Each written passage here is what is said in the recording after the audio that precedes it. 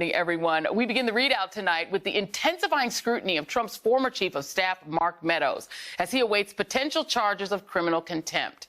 There are now new indications that he is far more responsible for the big lie than was previously known.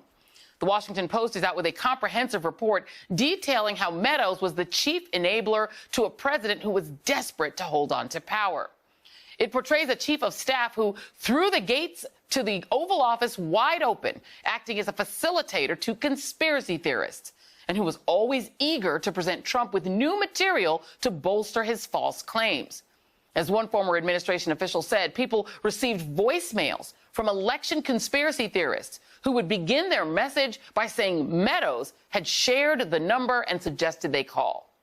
Now, let's not forget that, among other things, Meadows was in possession of a PowerPoint presentation that recommended that Trump declare a national security emergency, a move straight out of the authoritarian playbook.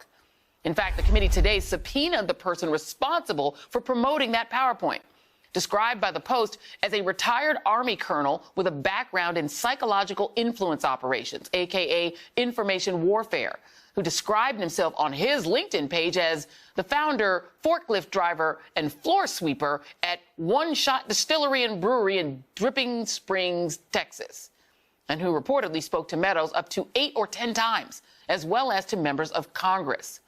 That proposal is among a long list of conspiracy theories and election plots that were circulated among Trump's inner circle. Things like the Eastman memo and the Ellis memo, as well as the bonkers Italy gate and Chinese thermostat conspiracy theories, all of which Meadows apparently was willingly or even eagerly open to handing over to a president who is desperate to cling to power. Meadows also had at least half a dozen accomplices in Congress who served as willing foot soldiers in Trump's attempted coup.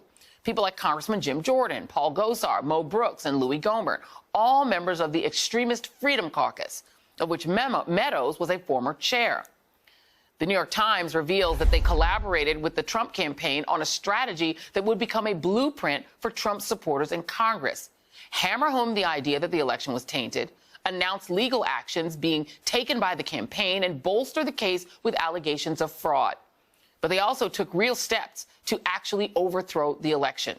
They bombarded the Justice Department with dubious claims of voting irregularities. They pressured members of state legislatures to conduct audits, and they plotted to disrupt the certification on January 6th of Biden's victory.